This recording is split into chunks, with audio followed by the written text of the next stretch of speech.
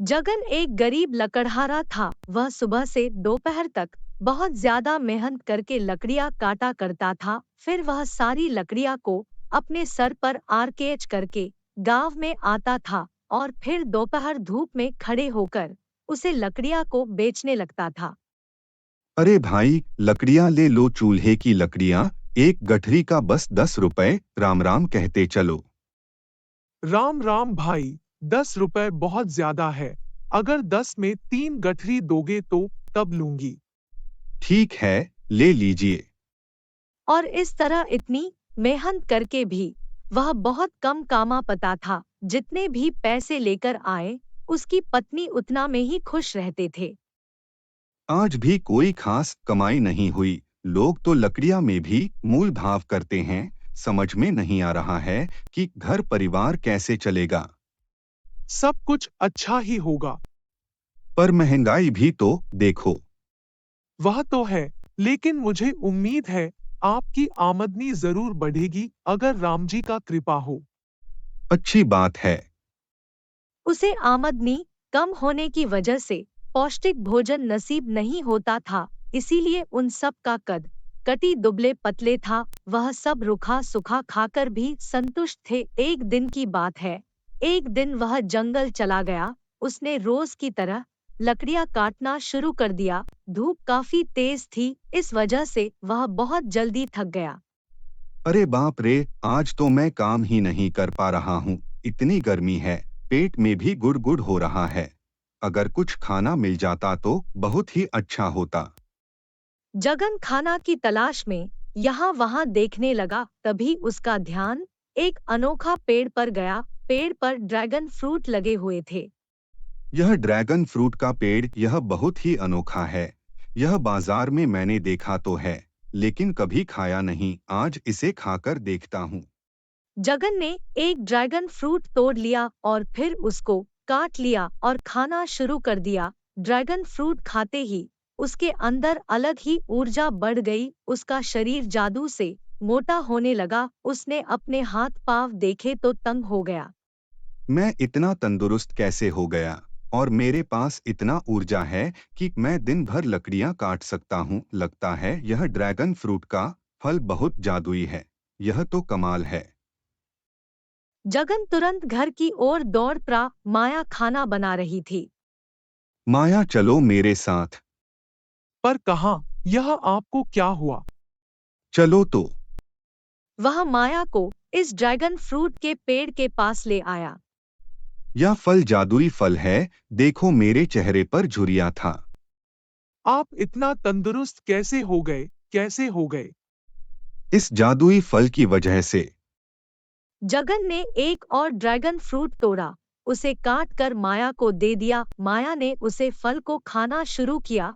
उसका कुछ समय में चेहरा खिल गया। उसका शरीर अपने आप चमकते और फूलने लगा। वह अब एक पतली दुबली नहीं, वह सुंदर और तंदुरुस्त दिखने लगी थी। अरे बाप रे! मैंने कहा था ना, यह जादुई ड्रैगन फ्रूट का पेड़ है। हाँ, यह फल तो हम लोगों को, गरीबों के जैसे लोगों का वरदान है। हाँ बिल्कुल, मुझे तो लगता है हमें यह फल के बारे में राजा जी को बताना चाहिए। हाँ, हाँ, बिल्कुल, जादुई ड्रैगन फ्रूट से प्रजा का उद्धार होगा। मैं कल ही उनसे मिलने के लिए जाऊंगा। जगन ने एक फ्रूट को तोड़ दिया। दोनों खुशी खुशी अपने घर लौटने लगे। वह लोग बहुत खुश थे। अगले दिन सुबह जगन राजा यानी राजा से मिलने के लिए गया।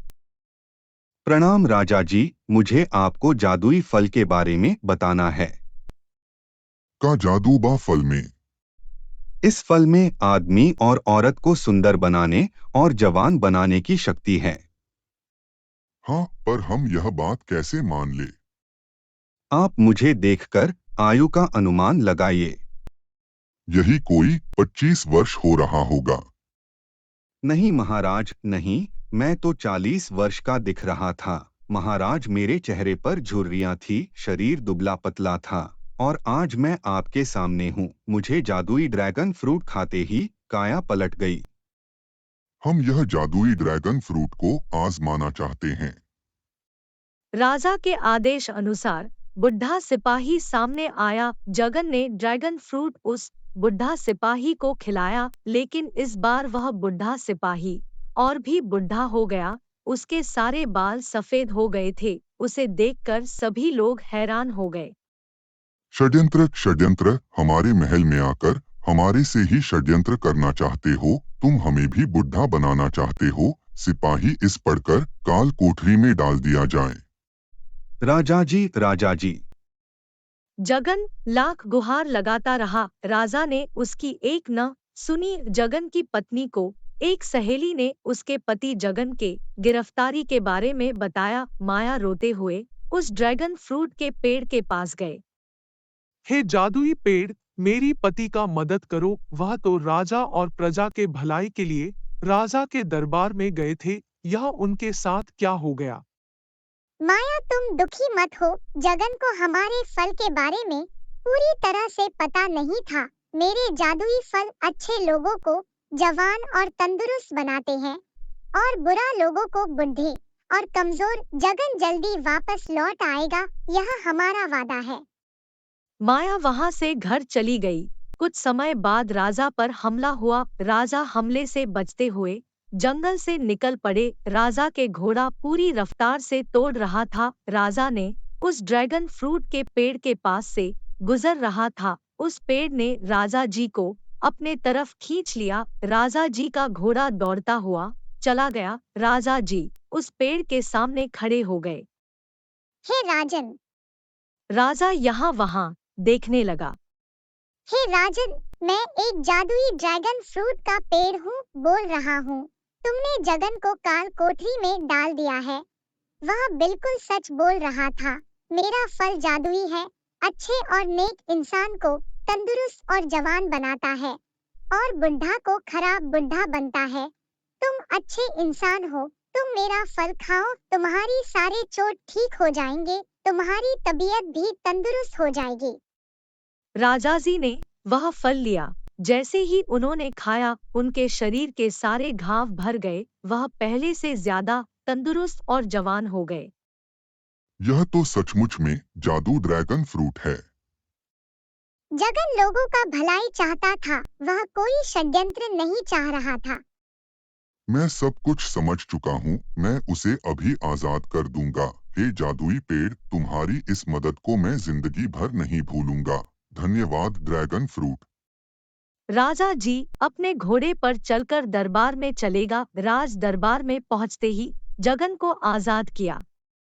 जगन, मुझे माफ कर दो। तुम मेरी भलाई के लिए जादू ड्रैगन फ्रूट लेकर आए थे और मैं तुम्हें ही सजा सुना दी। मैं क्षमा प्रार्थी हूँ। राजा जी के इशारे पर ढेर सारे सोने और हीरे के गाने लेकर आए। यह मेरे तरफ से तुम्हारे लिए छोटा सा उपहार है। धन्यवाद महाराज जी। वह सारा उपहार लेकर जगन घर पर पहुंचा। आप लौट आए।